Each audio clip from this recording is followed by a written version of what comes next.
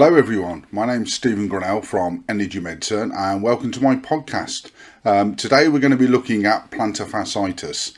It's a condition that affects around 10% of the population in the UK, if you're sort of average person, do normal things, and it affects about 20% of runners in the UK.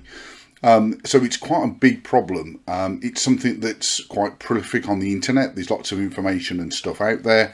And there's lots of different theories about why you get plantar fasciitis, what the issues are, how you can cure it, how you can treat it. And there's lots of different treatments out there.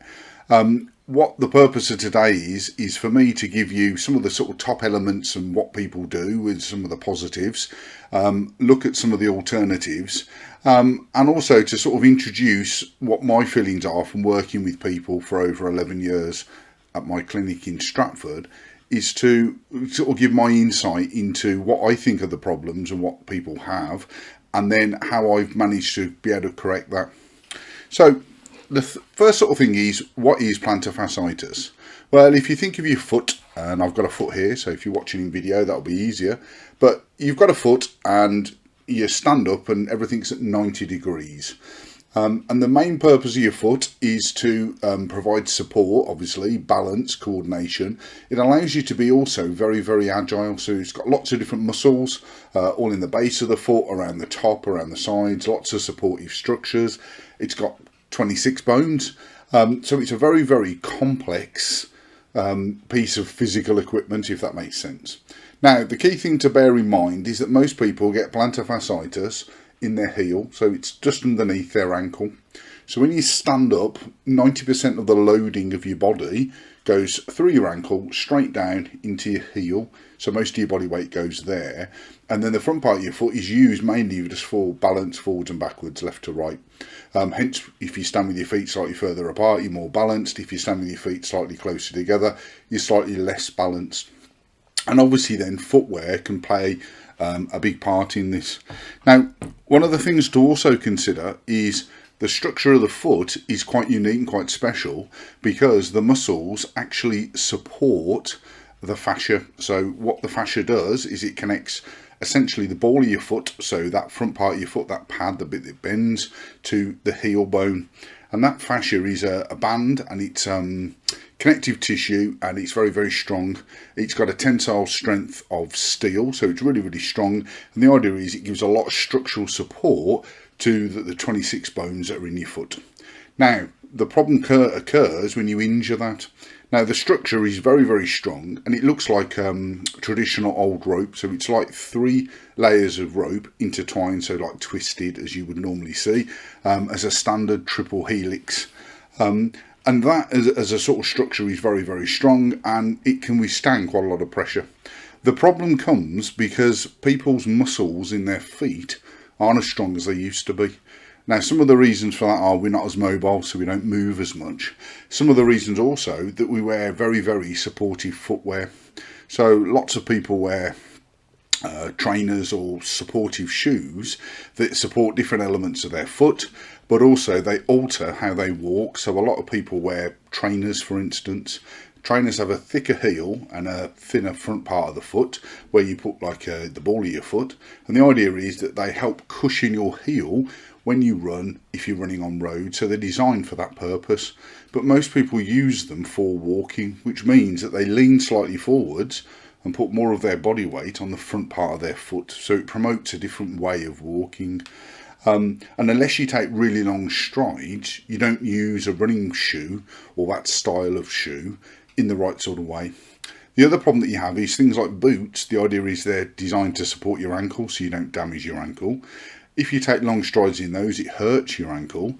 But if you're supporting your ankle and stopping it moving, you put more pressure on other joints, so your hips and knees. But if you can't move your ankle properly, you then can't use your foot muscles properly. If you're not using your foot muscles properly, then obviously then within that they get weaker over time, or they can't support the fascia. Now, I keep mentioning about the muscles supporting the fascia.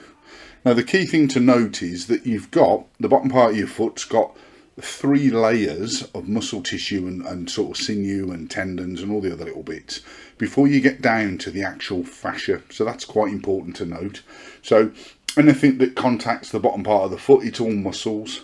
And the fascia from the heel spreads out, so you've got a main piece that goes right at the middle of your foot and spreads out to your toes, and then you've got two other pieces that essentially go either side, so it allows for support for twisting and moving as well as balance if you're on your toes.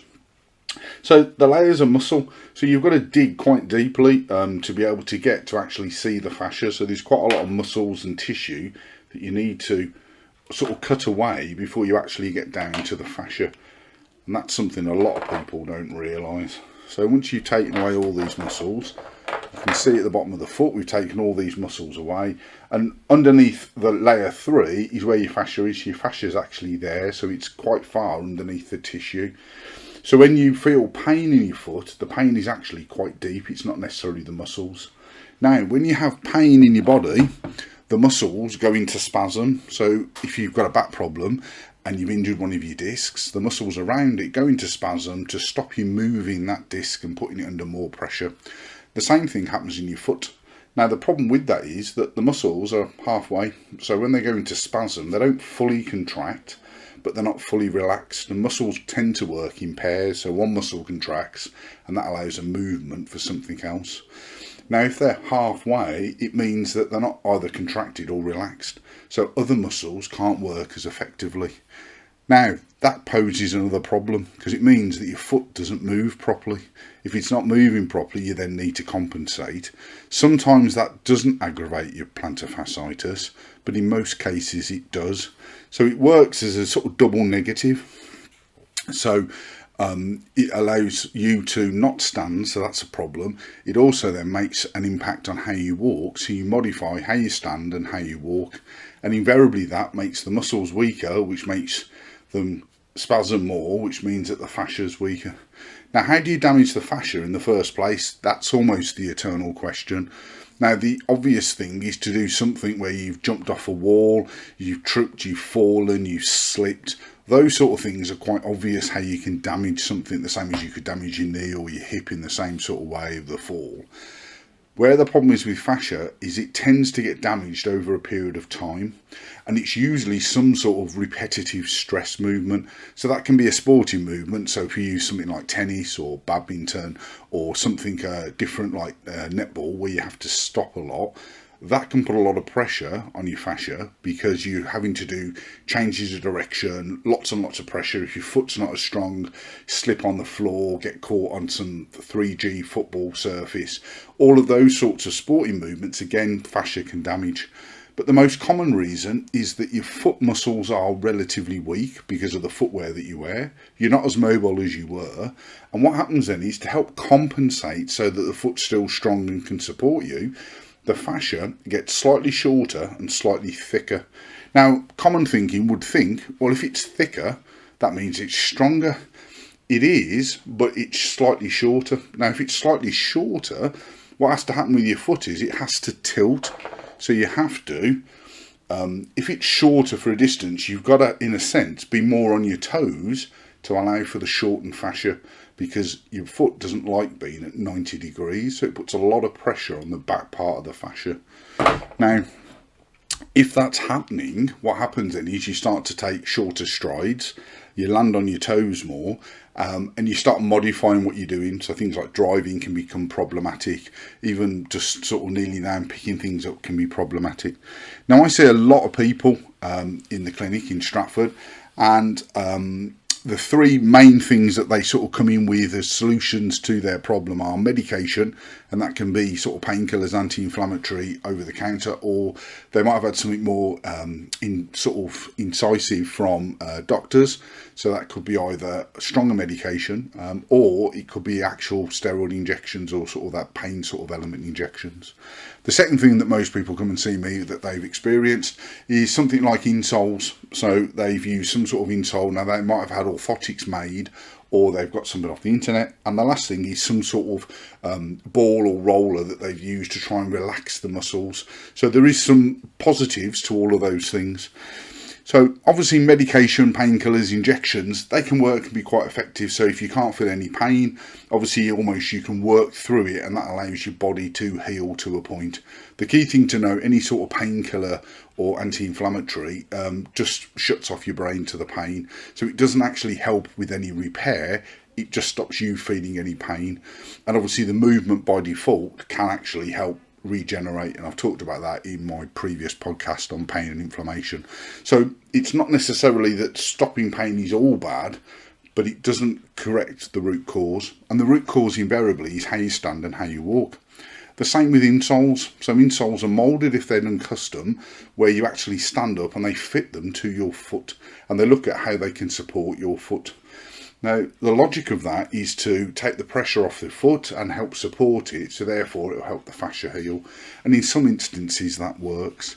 And I always recommend people, if they're going to use insoles, to use them for a short period of time, sort of 4 or 5 weeks really.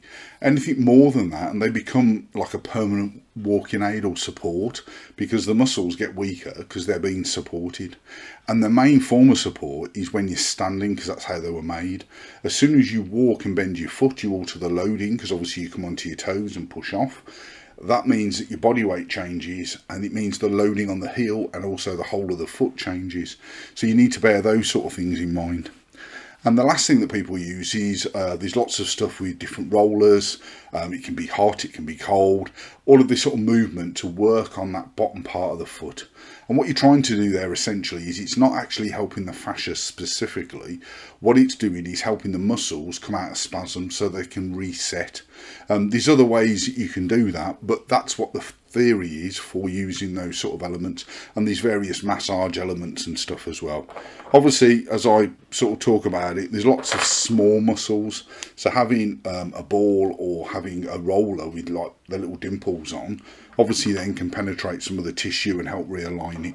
So within that, the purpose of it is to relax the muscle. The problem is, if the fascia is damaged, you'll relax the muscle and then the muscle will go back into spasm, so it's quite short term. So it's not a lasting sort of cure. So one of the things that I look at a lot in the clinic is how you walk and how you stand. So I do, in the clinic face to face, I do lots of medical treatment and other bits to help with plantar fasciitis.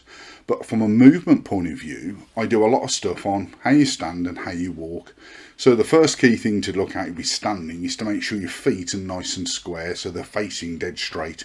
And most people have one foot when they're moving or standing that's slightly twisted, so sometimes it's slightly out or slightly in. The other thing that I get people to do straight away is to stand with their feet slightly further apart. And in doing that, what you do is alter the loading, so that changes how it feels on your feet. So that's really important for standing. The second thing that I look at is walking, and there's a couple of things with that, but the key one is to get people to make a really exaggerated heel strike. So it's to put their heel down first and then transfer their weight onto it. What that does is it resets all the muscles of your feet and your calf to actually take a lot of the pressure off. It takes a bit of getting used to if you walk more flat-footed or more on the front part of your foot, but it does make quite a considerable difference quite quickly. And the other thing to do is to look at how you load your foot. If you take shorter strides, the change in loading, so the force it's put through your foot, is a lot less. So if you take shorter strides, but you use your heel to land on, what that does is it resets all the muscles, allows the muscles to work in the right sort of sequence and how they're actually operating, but also it takes the loading off so that you're never more than half your body weight. As soon as you go above that, it starts putting more and more pressure on the foot, the lower sort of leg and the muscles and stuff there, but also on the fascia. Now bear in mind that the fascia heals, for want of a better term, it helps repair itself overnight, but most people don't sleep with their feet at 90 degrees loaded. So what happens then is that your feet relax, your feet go sort of slightly forwards as if you're swimming or dancing, so that you lower down so it's more in an elevated position, but that means the fascia's shorter. So when you stand up first thing in the morning, your foot's gone from a position, say, of 45 degrees and moved to a position of 90 degrees. So all the healing and all the growth and repair is being done with your foot in a relaxed position. So as soon as you put your foot straight down, you're stressing it up to 90% of your body weight. So it's going pretty much from zero, no loading, to 90% of your body weight. Now everything's proportional, so if you're heavier it doesn't cause more of an impact than if you're lighter, but the force, the 90%, is going to be proportional in the same way. So the key thing to do is to actually move your ankle and your foot and sort of flex it, extend it, so raise it up and down, twist it around, stretch it, tense all the muscles before you actually put any body weight on it. And what that does is almost wake up all of the muscles of your feet and your lower leg, and they take some of the loading for you, so that's a good starting point. Now, the key thing with altering loading then is to practice doing it all the time. Now, all of us were taught how to not fall over, not how to walk. So the idea is that what you do is you put one foot in front of you, lose your balance, then regain your balance. Then you put another foot in front of you, lose your balance, then regain your balance. And that's how you learn to walk, as opposed to a heel strike, weight transfer and a drive phase. So I do a lot of work within that to look at how you stand, how you walk, how you have a drive phase, how you transition. And all of that then is educating your body not only to help with walking going forwards in the future and stopping a reoccurrence of plantar fasciitis, but it also then helps from a point of view that it takes some of the loading and pressure off, and it alters how you use your foot. If you alter how you use your foot, you alter the impact of the plantar fasciitis, and that allows it to heal and repair itself more effectively and a lot quicker. So you're not aggravating it so it can heal, and obviously because you've altered the loading, you're stressing it in places where it's stronger and not as damaged. So it gives the body a fighting chance to work on a positive feedback loop. Now, I'm going to talk more about this over the next few weeks on the podcast, but I've also got a live event that I'm doing on the 24th of January, which is based for people that live in and around Stratford, and it's about working with me at the clinic. And I've got a new package of treatment that I'm looking at as an online opportunity, which is going to have a pre-launch on the 31st of January. So both those sort of elements are looking at different markets. So obviously if you can come and see me and it's quite severe, then obviously it'd be worth looking at the 24th. If you live further away and you live in Scotland or you live in Cornwall, then obviously an online option is more of what you can access. And one of the challenges I've had is being able to help people that are further away from where I currently work. Now the clinic's quite busy, so obviously then within that I'm looking at helping as many people as I can within my local community, but I want to be able to spread that wider. Hence looking at doing an online course which follows all the philosophy and all the learning over the last 11 years. And that's been put together, so there's like a video package and lots of other bits and stuff with it. So I'm doing a pre-launch of that on the 31st. Now that doesn't mean to say that if you live locally you can't access obviously the online program, you can. But the opportunities are going to be there. So over the next couple of weeks, I'm going to talk in a little bit more detail about how I work on a personal level with plantar fasciitis, and also then how the movements all relate to each other.